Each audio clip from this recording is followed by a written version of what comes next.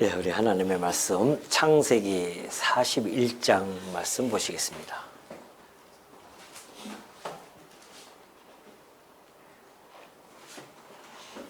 창세기 41장 1절입니다.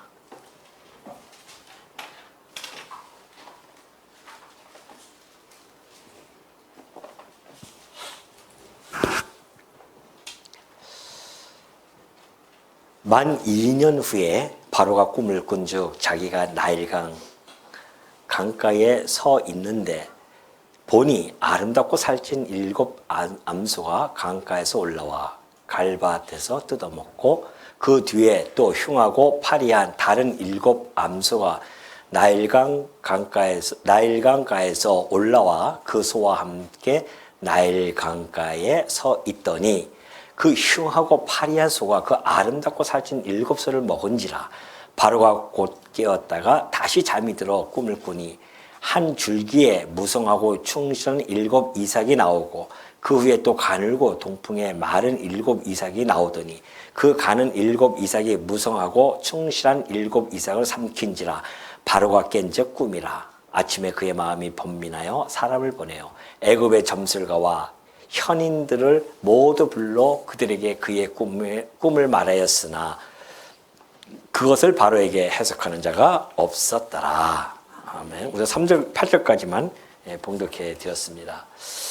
오늘 우리 창세기 41장 하나님의 침묵과 섭리라고 하는 이러한 내용으로 살펴보게 되어지는데요. 물론 우리 제목은 하나님의 때에 높이시는 하나님이라는 제목을 가지고 오늘 본문을 좀 살펴보고자 합니다. 오늘 우리가 창세기 41장의 그 구조를 먼저 살펴보면요. 크게 4단락으로 나눠볼 수가 있습니다. 첫 번째는 1절부터 8절, 좀 아까 봉독해드렸던 그 구절이고, 그 구절에서는 바로의 꿈을 꾸었죠. 하나님께서 계시적으로 경고하는 내용입니다. 그리고 요셉이 소환되어지는 것이 9절부터 32절까지 나타나고요. 33절부터 45절까지는 총리로 임명이 되어집니다. 그리고 46절부터 57절까지는 성취가 되어지고 열매가 맺혀지는 그러한 내용으로 구조가 되어져 있습니다. 오늘 우리가 1시간 동안 이 41장 전체를 살펴봐야 되기 때문에 일일이 제가 다 읽어드릴 수는 없습니다. 아주 핵심적인 내용들만 딱 이렇게 징검다리식으로 이렇게 읽고 넘어가는데, 그러나 전체적인 흐름 속에서 또한 하나님이 이 41장을 통하여 보여주시고자 하시는 하나님의 섭리, 하나님의 뜻을 우리가 하나하나 좀 살펴보도록 하겠습니다. 자, 우리가 지난 시간에 살펴보았듯이 요셉이 이제 바로의 관원장들 꿈을 해석해 주었습니다. 그리고 2년이라고 하는 세월이 흘러갑니다. 참 요셉으로서는 깝깝한 세월이죠. 한참 젊은 나이인데 여전히 그는 꼼짝 못하는 그러한 감옥에서 그 생활을 할 수밖에 없었던 그런 요셉입니다. 술 맡은 관원장은 요셉을 기억하지 못했죠. 그렇게 신신당부를 했음에도 불구하고 그는 까마득하게 요셉의 일을 잊어버립니다. 왜 그런다고 했었죠? 하나님의 때가 있기 때문에 그렇다고 제가 말씀드린 바가 있죠. 그 2년 침묵의 시간이라고 하는 것은 결코 하나님의 섭리가 보이지 않는 그런 시간이 결코 아니다. 하나님의 그 침묵, 부재가 아닌 준비의 시간이라는 것을 우리가 알 수가 있습니다. 자, 오늘 1절, 8절 보면은 바로의 2가지 꿈을 우리가 아까 살펴봤습니다. 하나는 살찐 소가 나일강에서 올라오죠. 또 하나는 파리한 소가 7이 나와서 그렇게 큰 소를, 살찐 소들을 잡아먹는 것 역시 반복된 꿈이 나타나죠.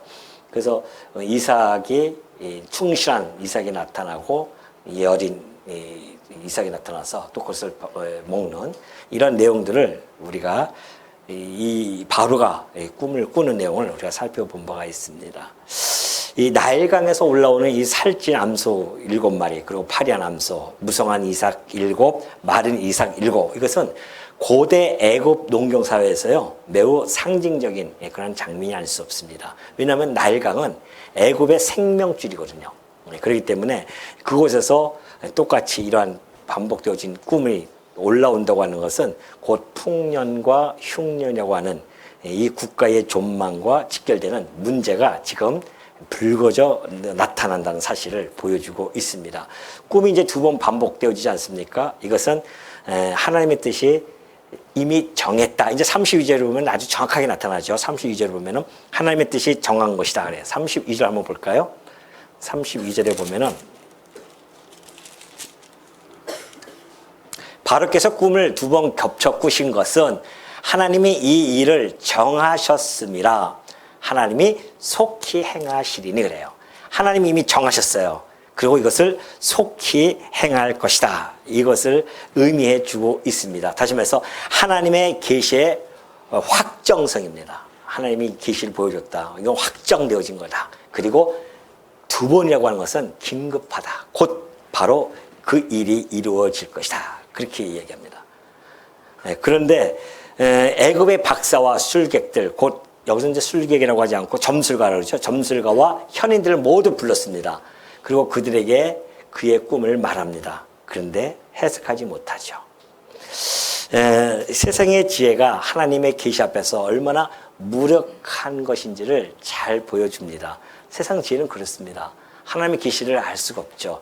지금 이 사건뿐만이 아닙니다. 오늘 우리에게 주신 이 하나님의 계시 성경을 세상 지혜로는 도저히 깨달을 수가 없다는 거 아니겠어요? 여기에 우리의 놀라움이 있습니다.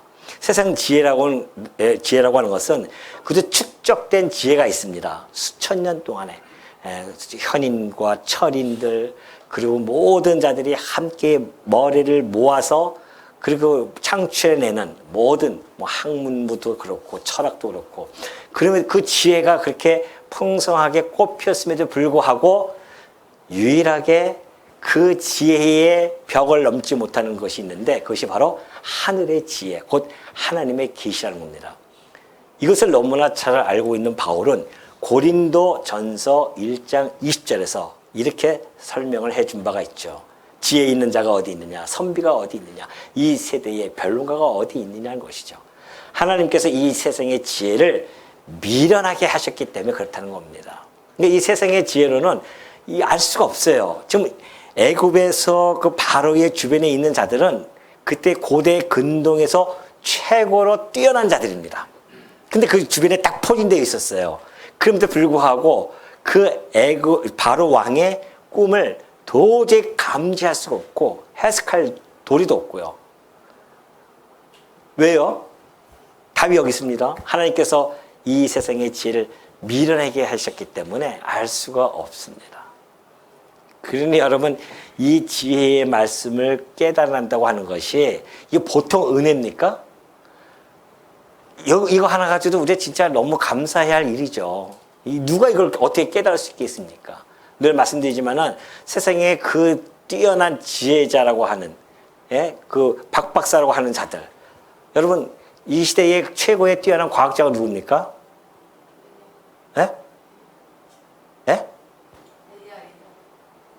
잘 안 들려요. AI. 아니 사람. 아인슈타인도 있지만은 이 현대에 뉴턴이라든가 아인슈타인이라든가 그 계보를 이어서 뛰어난 천체 물리학자가 누굽니까? 스티븐 호킹. 그죠? 뛰어난 정말 손꼽는 그런 최고의 석학입니다. 그럼에도 불구하고 그는 하나님이 없다고 그렇게 이야기를 합니다. 내가 이 천체를 연구해 봤더니만 하나님에 대해서는 잘 모르겠다는 거죠. 그러니 여러분 우리가 그분보다 머리가 좋겠습니까? 그분보다 책을 많이 읽었겠습니까? 그런데도 불구하고 여러분은 이 말씀이 쏙쏙 들어와요. 너무너무 깨달아지니까 그냥 아멘으로 화답하고 감사로 받아들이지 않습니까? 왜 그럴까요? 아까도 얘기했지만 뭐가 있어요, 여러분 안에? 성령께서 계시기 때문에 하나님의 영이기 때문에 이걸 깨달을 수 있는 것이지 무엇을 깨달을 수 있겠냐 말이에요. 세상의 지혜로 안 된다니까요. 세상의 지혜 책 보십시오. 엉뚱한 소리 하잖아요. 진화가 되어졌다는 등 뭐 이상하게 변해가지고서는. 여러분 몸만 보더라도 이것이 진화된 몸이겠습니까 이게? 철저한 계산과 세밀함과 치밀함 속에서 만들어진 우리 육체지, 이것이 시간이 가서 우연하게 이렇게 만들어진 육체냐 말이죠 이게. 근데 세상 지혜는 그것이 맞다고 쫓아가지 않습니까? 하나님의 계시는 하나님의 계시의 정신, 곧 하나님의 계시의 영을 받은 자만이 이 말씀을 받아들일 수 있고 깨달을 수가 있다는 겁니다. 이것이 우리에게는 너무너무 큰 복이죠. 이거 진짜요. 여러분 이거 하나만 가지고도요 평생을 항상 기뻐하고 범사에 감사하며 살 수 있는 바탕입니다. 이것이. 이게 바탕이라니까요. 그러니 오늘 여러분도 오늘 이 요셉의 사건을 통해서 얼마나 많은 신학적인 하나님의 그 메시지가 우리들에게 전달되어지고 우린 그걸 받아들이고 아멘으로 또 우리가 또 이것을 통하여 우리의 삶을 또 해석해 나갈 수 있는 그 원리와 그 원리를 얻을 수 있다고 하는 것에 대해서 정말 우리는 감사가 절로 나올 수밖에 없음을 잘 보여주고 있습니다. 우리는 여기서 오늘 이 내용 속에서 요거 한번 봐야겠네요. 자, 해석입니다. 해석. 자, 해석은 하나님께 있나이다. 이것이 9절부터 32절까지 나타나요. 요셉의 신앙적인 고백이 함께 나타나고요. 꿈 해석이 나타납니다. 그러면서 그의 신앙적 고백은 바로요. 해석은 하나님께 있습니다. 라고 그렇게 이야기를 해주고 있습니다. 자, 드디어 요셉은 이 바로가 꿈을 이 해석이 안 되니까 얼마나 갑갑해요. 답답하죠. 그런데 마침 그때 누가요? 그 술 맡은 관원장, 그 관원장이 요셉이 생각납니다. 몇 년 만에? 2년 만에. 누구의 섭리겠습니까? 하나님이 때가 되니까 그 잊혀졌던 망각했던 그 머리를 하나 탁 건드니까 요셉이 있지. 그래서 요셉을 바로에게 소개를 해주고 있어요. 이것이 이제 46절 한번 볼까요? 46절을 보면은 요셉이 애굽왕 바로 앞에 설 때에 30세라. 그가 바로 앞을 떠나 애굽 온 땅을 순찰을 하니 그래요. 자, 이 술 맡은 관원장이 요셉이 생각나서 딱 바로에게 소개시켜줬던 때가 몇 살이고요? 네, 요셉이 30세였었습니다. 정확하죠? 30세에 요셉이 바로 앞에 서게 되어집니다. 17년도에 17살에 팔려왔어요. 애굽에. 그리고 30세까지의 몇 년이 흐릅니까?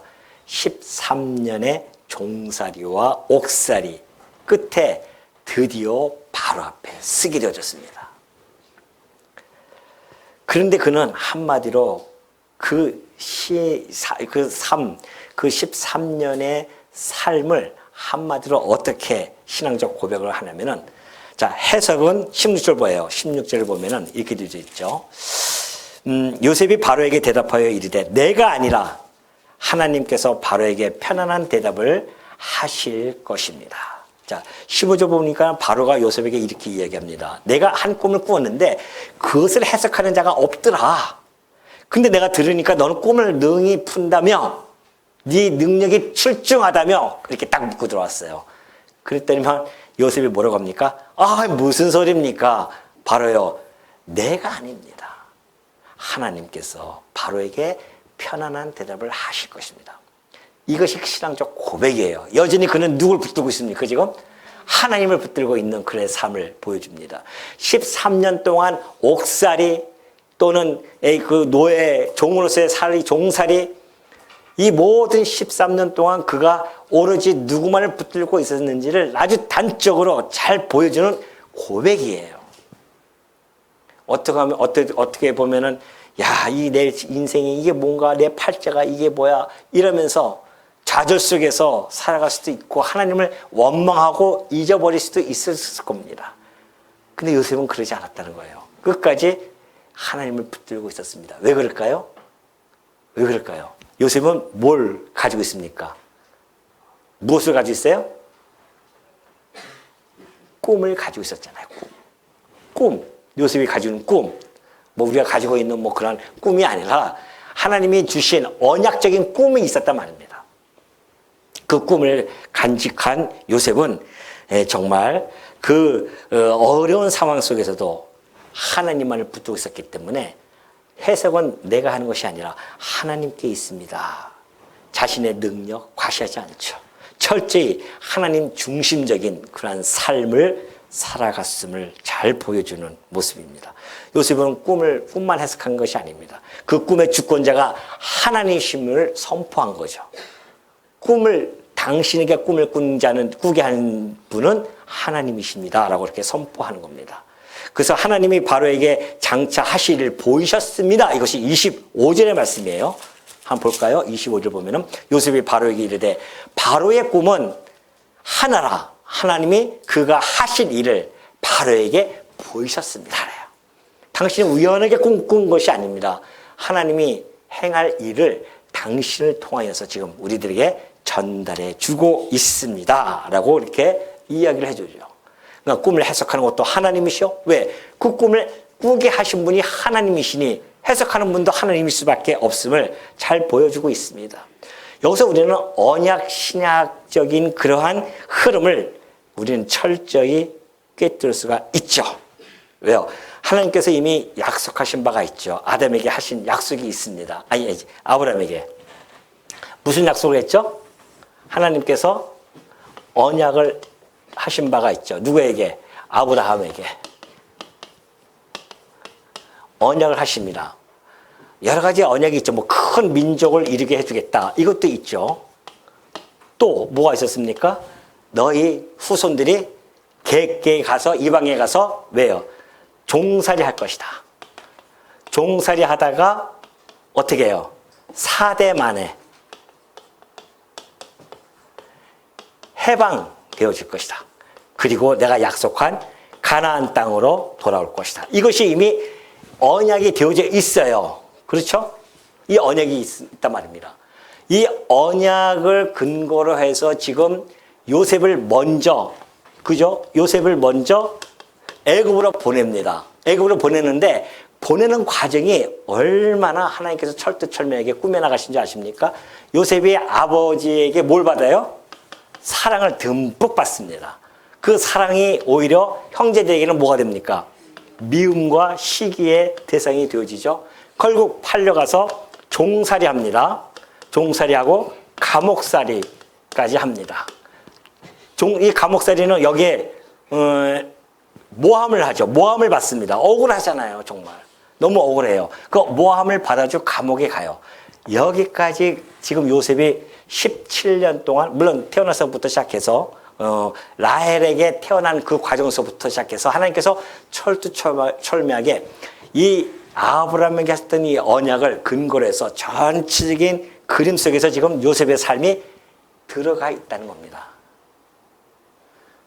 그렇기 때문에 우리가 이것을 갖다가 그렇게 이 언약 신학적인 흐름 안에 있다고 그렇게 이야기할 수 있는 겁니다. 하나님께서 이 언약을 이루시기 위해서 요셉을 들어서 좀 사용하는데 그 삶이 이러한 과정을 통해서 이 약속을 이루어 가신다는 겁니다.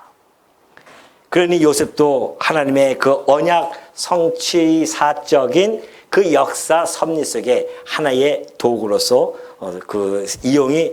도구로 사용되어짐을 너무나 잘 보여주고 있습니다. 바울은 이것을 너무나 잘 알고 있기 때문에 로마서 8장 28절에서 이렇게 설명을 해주고 있잖아요. 우리가 하나님을 알거니와 하나님을 사랑하는 자, 곧 그의 뜻대로 부르심을 입은 자들에게는 이 모든 것이 합력하여 뭘 이루어요? 선을 이룬다는 겁니다. 이 모든 것이 합력하여 하나님의 선이 뭐예요? 하나님의 뜻입니다. 이 뜻을 이루어 가시는 겁니다. 언약하신 것을 이루어 가셔요. 하나님께로부터 부르심을 받은 자들에게는. 그렇다고 한다면 여러분 하나님께 부름을 받았습니까? 안 받았습니까? 여러분도 하나님께 부름을 입은 자들입니다. 이 요셉 안에 바로 나가 함께 있는 거죠.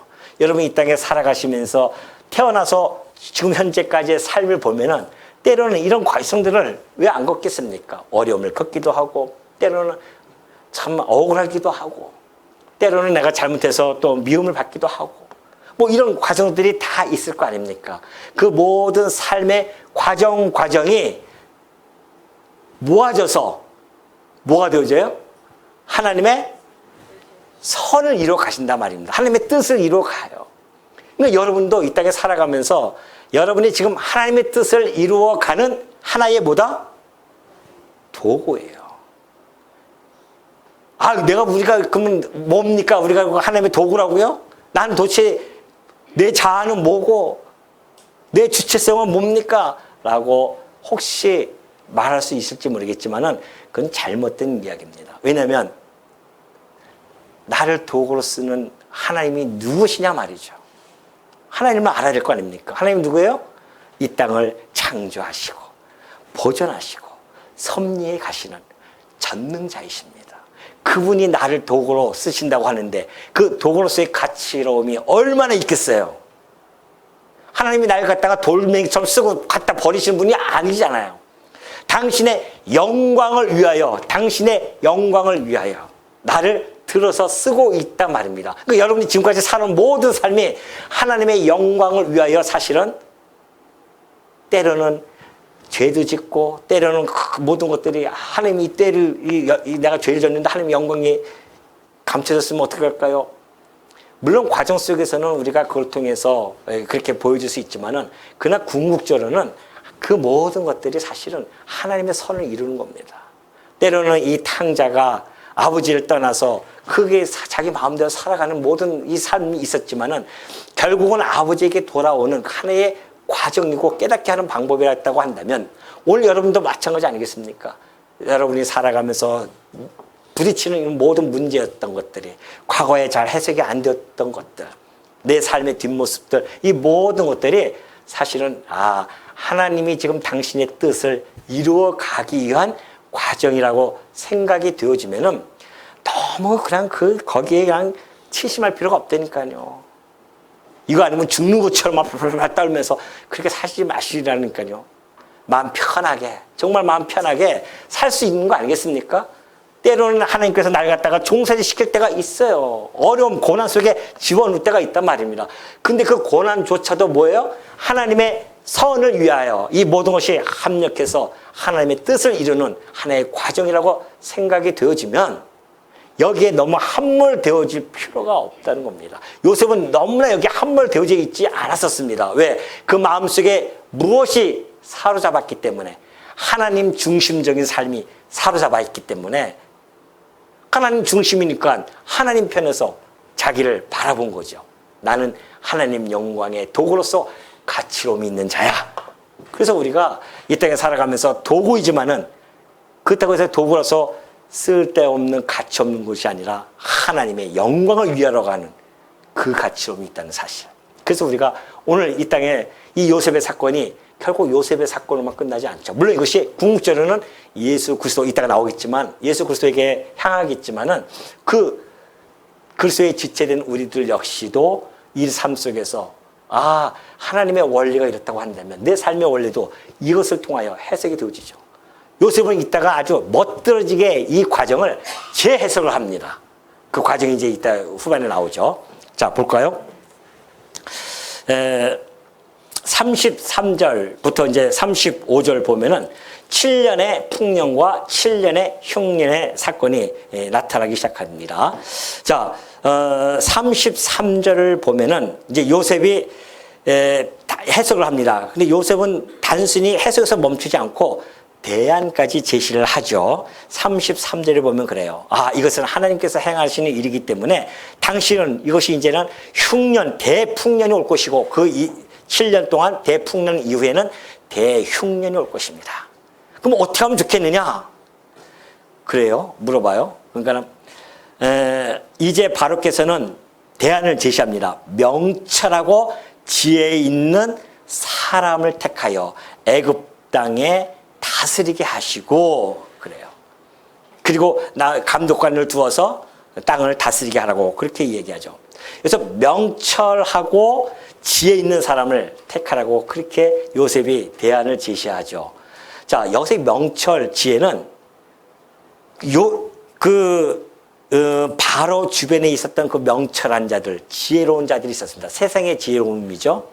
그런 자들이 꿈도 해석 못했는데 어떻게 그런 자들이 그 자리에 앉아서 이것을 꿈의 대로 이것을 이루어 나갈 수 있겠습니까?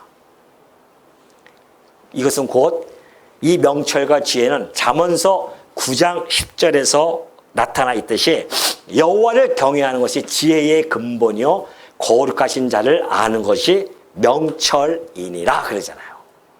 이거 무슨 얘기예요? 지혜와 명철 있는 자를 택하여 쓰라고 하는 것은 꼭 누구를 택하여 쓰라는 겁니까? 예? 요셉이에요, 요셉. 이것을 해석할 수 있는 지혜와 명철 있는 자는 하나님을 경외하며 거룩하신 자를 아는 자만 이것을 할 수가 있습니다. 이 꿈을 해석할 수 있는 자가 이것을 할 수 있지 누가 하겠습니까? 그 이야기예요, 사실은. 바로는 요셉을 가리켜서 뭐라고 이야기합니까? 38절을 볼까요? 바로가 그의 신하들에게 이르되 와, 거기 와는 없습니다. 와, 이와 같이 하나님의 영에 감동된 사람을 우리가 어찌 찾을 수 있으려 그래요. 바로는 놀랐습니다. 요셉에게 이르되 하나님이 이 모든 것을 내게 보이셨으니 너와 같이 명철하고 지혜 있는 자가 없어. 딱 이야기하지 않습니까? 바로는 요셉을 가리켜 하나님의 영에 감동된 사람이라고 우리가 말합니다. 이방 왕의 입을 통해서요, 하나님의 사람으로 인정받는 그러한 장면입니다. 이방 가운데 드러나는 하나님의 영광의 한 단면이 아주 극적으로 지금 나타나고 있는 것이죠.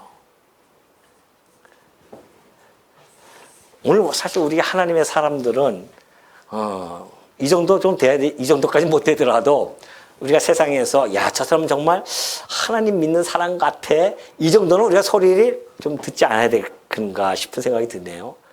요셉은 하나님의 영에 감동이 됐다고 했지만 야, 정말 예수 믿는 사람은 저 사람은 예수 믿는 사람 같아. 이런 정도의 우리의 모습이 아마 비춰져야 되지 않을까. 왜? 우리 안에도 누가 있습니까? 우리가 하나님 중심적 아닙니까? 아니에요? 여러분 마음속에 하나님 중심이 아니에요? 내 중심이 있습니까? 내 중심? 나가 있습니까? 내 자아가 아주 강해가지고서는 하나님 뒷전이죠? 그러시면 안 된단 말입니다.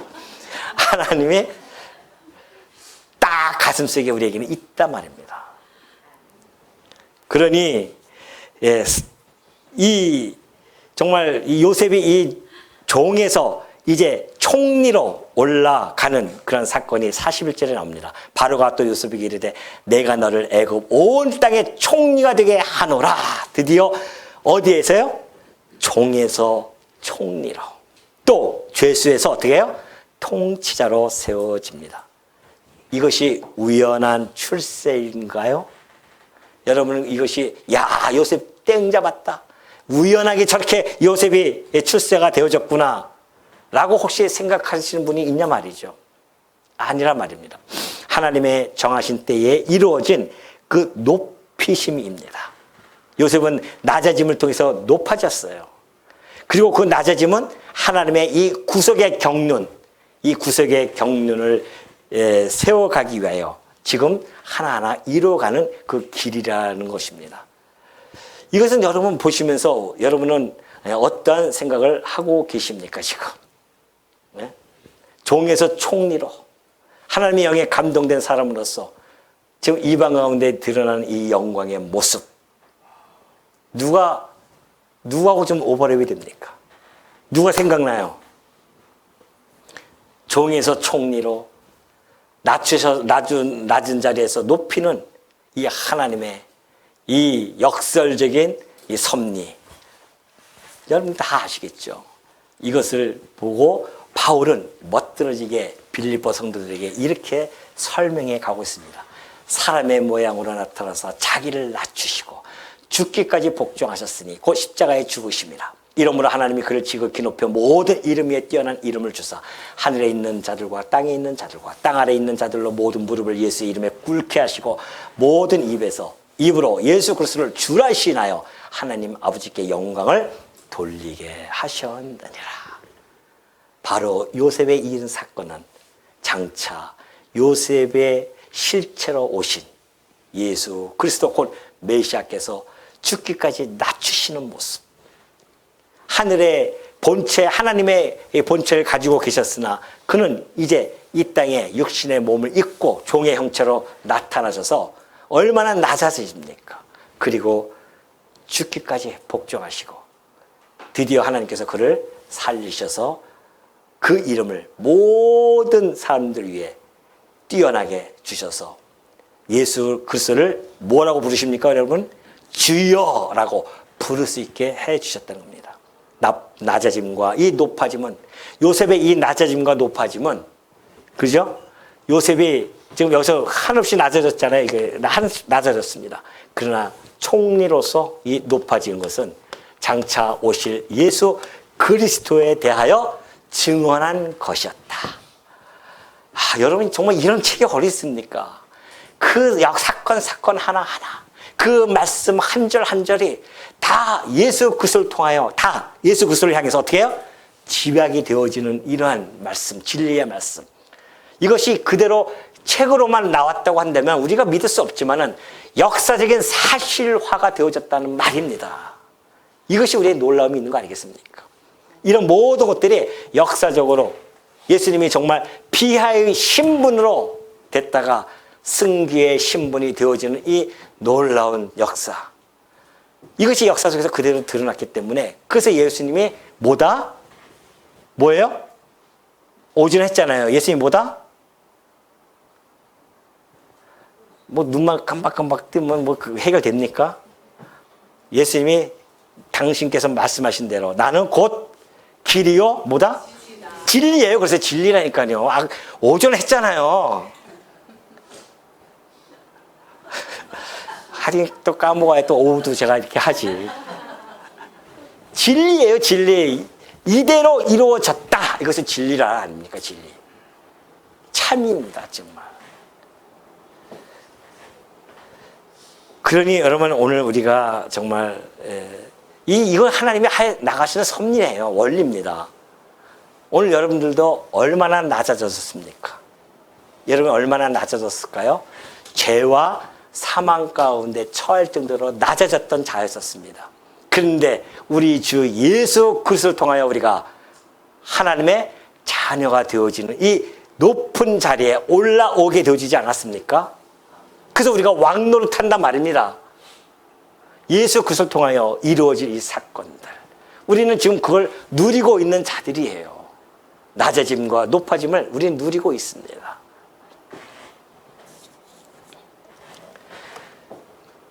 자, 이제 상처를 은혜로 재해석해 나가는 그 요셉의 지혜로움을 우리가 살펴보는데요. 그것이 46절부터 57절까지 잘 나타나 있어요. 자, 요셉이 두 아들을 얻습니다. 곧 므낫세와 에브라임입니다. 그 므낫세라는 뜻은 하나님이 나의 모든 고난을 잊게 하셨다, 잊었다, 이런 뜻을 가지고 있죠.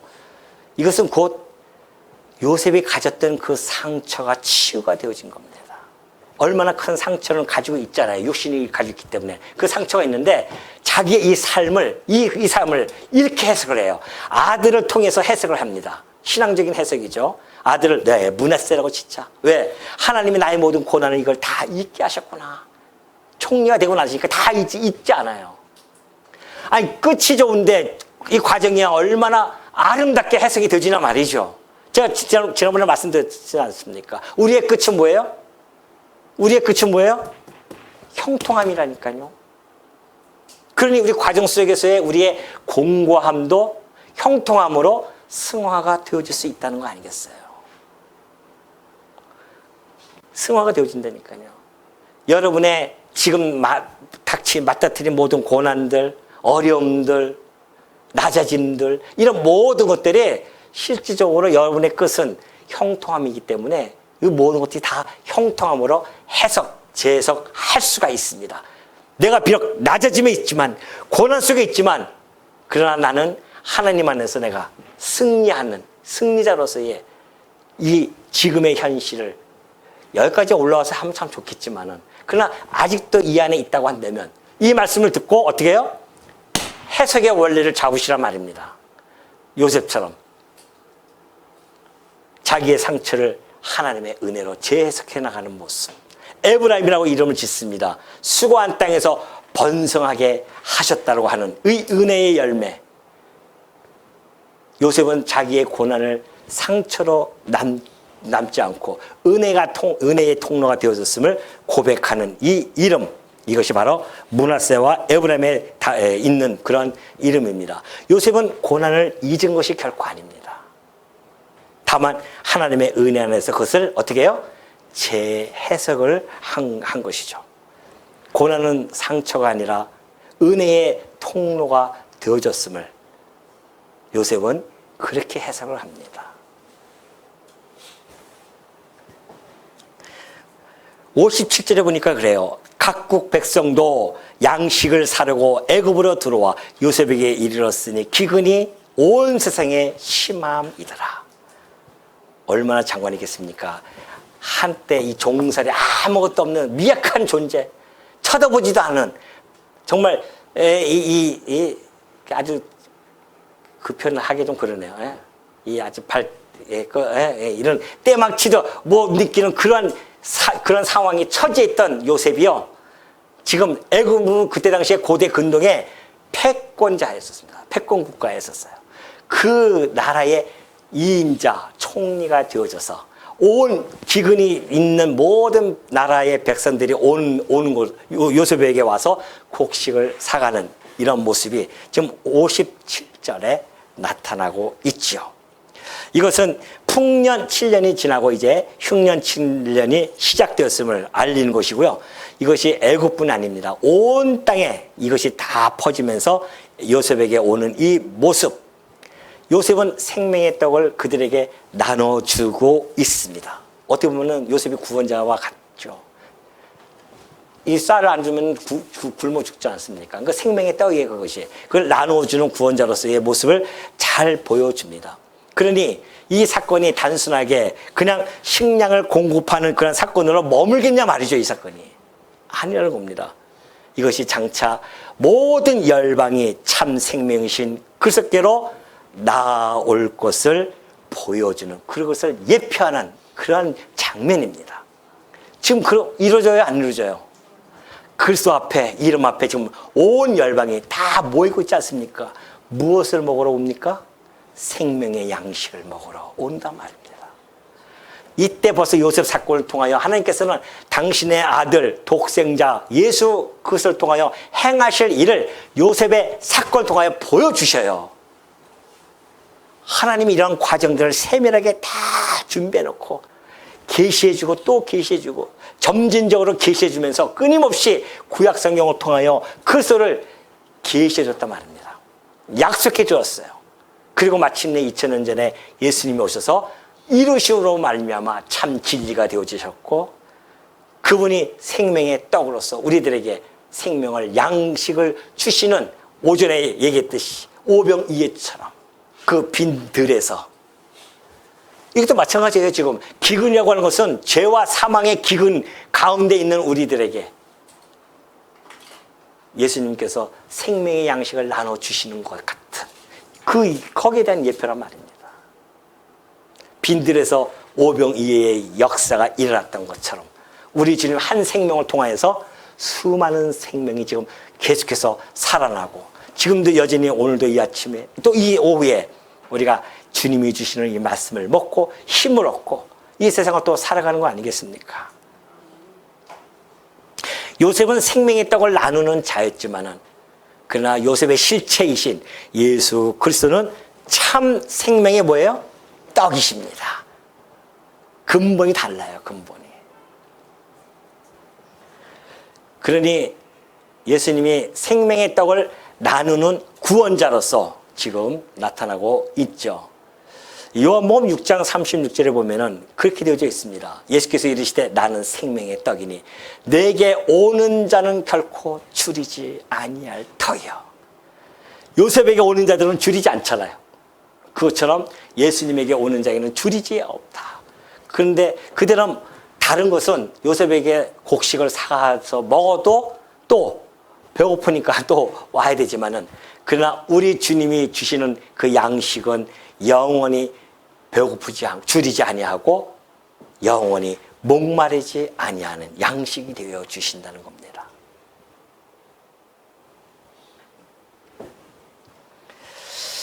오늘 우리가 이 사건을 통해서 우리 여러 가지 한번 생각을 해볼 필요성이 있습니다. 신학적인 의미가 우리에게 많이 다가오죠. 하나님의 이 시계라고 하는 것, 이것은 우리가 잊혀진 것 같은 시간에도 하나님은 여전히 일을 하고 계신다는 사실을 우리는 알 수가 있습니다. 혹시 여러분 사시다가 하나님 날 잊어버린 것 같아 라고 그렇게 좌절스러운 상황을 맞닥뜨리는 경우가 있습니까? 아니에요. 내가 그렇게 느낄 뿐이지 여전히 하나님은 나를 위하여 일을 하고 계십니다. 예수님께서 말씀해 주듯이 하나님께서 지금까지 일하신다. 하나님이 열심히 모든 것을 다 이루어가고 계시고 있습니다. 하나님은 여전히 지금도 일하고 계신다는 거 잊지 마시기 바랍니다. 당신의 선하신 뜻을 위해서, 그리고 우리를 도구로 해서 하나하나 이루어가고 계신다는 사실, 또 승리의 원리를 우리가 발견할 수가 있습니다. 자기를 낮추는 자, 하나님을 높이는 자는 결국 승리한다는 사실을 잘 보여주고 있죠. 우리는 때로는 좀 내가 잘 나가면은 내가 대단한 건지 알고 막 머리를 하늘로 올릴 때가 있죠. 아니라는 겁니다. 요셉은 여전히 이때나 총리 때나 여전히 하나님만을 높이는 그런 모습을 보여주고, 결국 그게 삶이 승리로 끝나는 것을 우리가 알 수가 있죠. 하나님의 언약의 성취는 반드시 이루어진다는 것, 하나님의 때, 언약, 이 모든 것들은 반드시 이루어진다는 것을 우리가 알 수가 있습니다. 오늘 우리는 이 요셉의 낮아짐과 높아짐을 통해서, 그리고 요셉의 이 배척과 그리고 그의 영화로움, 이런 것들은 메시아의 그림자로서의 모습을 보여준다는 것을 우리가 분명히 알 수가 있고요. 그리고 형제들에게 버림을 당했던 요셉, 그가 결국은 그들을 또 살리게 되어지는, 그래서 이것이 하나의 복음의 구조로서 우리들에게 전달되어짐을 우리도 알 수가 있죠. 자, 우리가 오늘 이 창세기 41장은 우리에게 묻습니다. 하나님께서 언제 일하시는가? 하나님은 여전히 우리가 잊혀진 시간 같은 그곳에서도 하나님은 일하신다는 사실을 깨닫게 되어지고요. 누가 높임을 받는가? 하나님의 영광을 드러내는 사람이 높임을 받는 것. 또한 하나님은 당신의 언약을 잊지 않으시며 정하신 때에 반드시 이루신다는 사실. 그리고 무엇보다 이 말씀은 우리를 예수 그리스도께로 인도해 간다는 사실. 요셉이 기근 속에서 생명을 나눈 것처럼 그리스도는 죄와 사망의 이 기근 속에서 우리에게 영원한 생명을 주시는 분이라는 사실을 다시 한번 여러분 마음속에 깊이 간직하시고, 우리가 바라볼 자, 우리가 바라보고 우리가 소망할 자는 오로지 누구뿐이 없다? 예수 그리스도 외에는 없음을 안고 힘있게 살아가는 주의 종들 되어지시기를 당부드립니다.